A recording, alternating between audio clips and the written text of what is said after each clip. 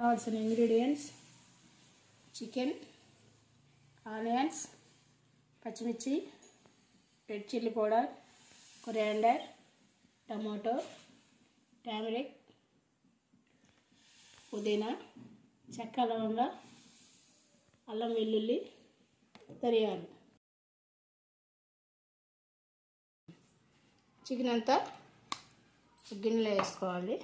తర్వాత తగినంత పసుపు,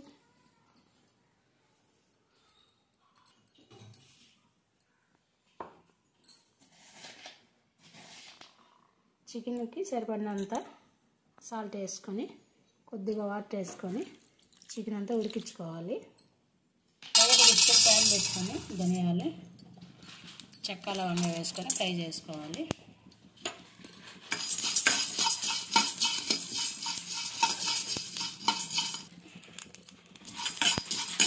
ఇది బాగా ఫ్రై అయినండి. వీటిని మిక్సీ జార్లో వేసుకొని తెల్లగడ్డ, కొబ్బరి, అల్లం అన్నీ వేసి మెత్తగా గ్రైండ్ చేసుకోవాలి. చికెన్ తీసుకున్నాం కదా, పసుపు, సాల్ట్ అన్నీ వేసి కలిపి పెట్టుకున్నాం కదా, ఇదంతా మెత్తగా కుక్ చేసుకోవాలి. వెలిగించుకొని ప్యాన్ పెట్టుకొని ఆయిల్ వేసుకున్నాం. ఇప్పుడు చికెన్ మనం ఉడికించుకున్నాం కదా, చికెన్ వేసుకొని ఫ్రై చేసుకోవాలి.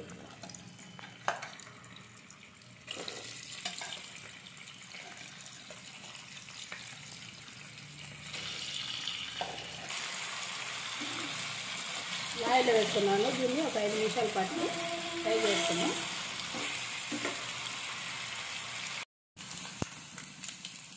5 మినిట్స్ అయిందండి. తర్వాత ఆనియన్స్ తీసుకున్నాం కదా, ఆనియన్స్,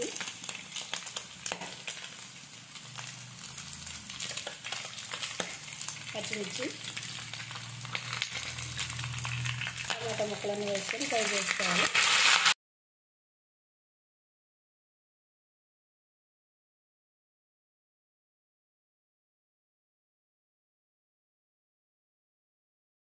ఆనియన్స్, టమాటా ముక్కలన్నీ బాగా ఫ్రై అయ్యింది.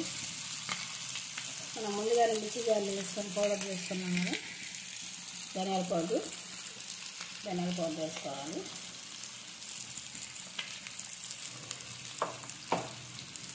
తర్వాత చిల్లీ పౌడర్, పచ్చిమిర్చి వేసుకున్నాం కదా, చూసుకొని వేసుకోవాలండి. తర్వాత కొద్దిగా సాల్ట్, చికెన్లో వేసుకున్నాం, మసాలాన్ని వేసాం కదా, కొద్దిగా వేసుకొని మిక్స్ చేసుకోవాలి.